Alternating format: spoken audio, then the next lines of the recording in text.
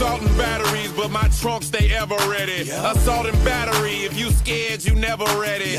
Alright, this is going to be actually a continuation of the last video I made of the most disappointing wrestling experiences that I had. But before I get to that, if you're new to this channel, be sure to like, comment, share, and subscribe.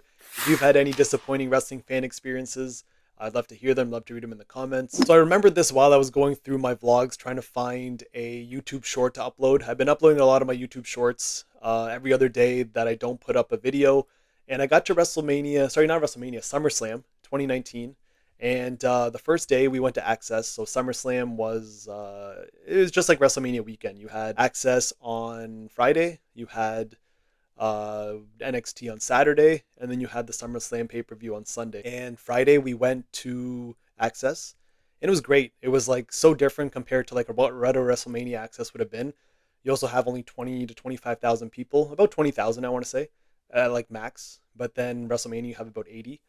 So it was a lot more intimate, a lot less wait times in line. So whoever I wanted to meet, I got to meet, and it was great. You know, you would literally just bounce from one to the other. Some guys would have no lines at all. You know, your lower tier guys would have no lines. And you would buy a VIP for the bigger talent. So I had a VIP for Rey Mysterio and Daniel Bryan. But then the story comes, this is actually the first time I'm telling this story. So if you go back to the vlog, I did not include this in the photos of the people I met. And it's actually me meeting Mandy Rose. And just thinking back, it was so ridiculous that this even happened. And just the attitude from like waiting in line. I remember I was with Justin at the time, and we're standing there, and fans would go up to kind of like shake her hand, and she'd be like, no, I'm not shaking your hand, like give me a fist bump, which was fine. It was 2019. Actually, it wasn't even COVID time, so it was even before COVID. That was my thing. I'm like, oh, it's fine, you want to give him a fist bump. But okay, if you don't want to touch someone's hand, no problem. Here I was thinking it was after COVID, but yeah, it was definitely before. So it was SummerSlam 2019. So she didn't want to shake your hand, which was fine. So we knew, go up there, give her a fist bump. And she wasn't talking to anybody. It was more like, get your picture and like get the hell out of here. So that right there, you knew it was going to be a quick in and out, no conversation. And Justin, I believe, went first. He did the fist bump, went there, shook, he's out of there. I came, fist bump, whatever. And you know, when you take a picture with a female wrestler in general, you either put your arm up, you stand there, you throw up the click sign, whatever.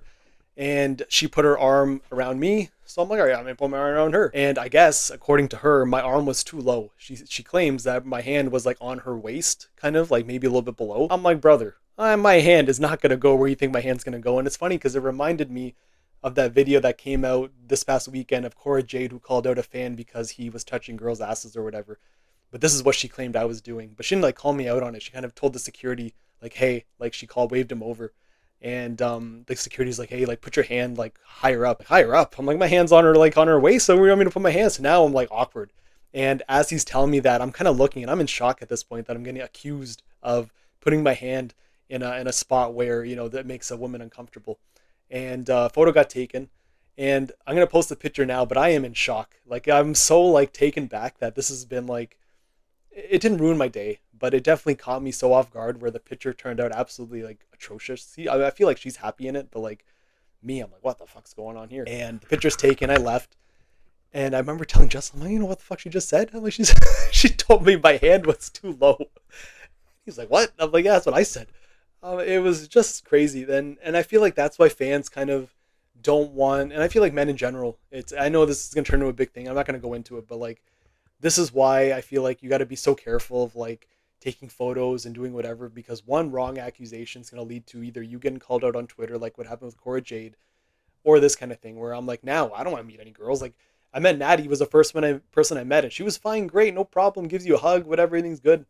But Mandy Rose, damn, I don't know what the hell she thinks she is, or what she believes deep down in her heart that she thinks she's better than what she is. But like, man, it wasn't like that at all. And I'm like, I'm never doing this shit again. And that was it's almost like I cleared that out of my memory, because I literally thought so hard of which bad wrestling experiences I had for the last video I made, and this wasn't even like, didn't even come to my mind. And I remember I scrolled through my videos seeing, you know, SummerSlam and whatever, but after watching them, I'm like, oh yeah, I met Mandy Rose and this is what happened. Thought I'd share that video with you guys, thought I'd share the story with you, and let me know if you had any bad experiences.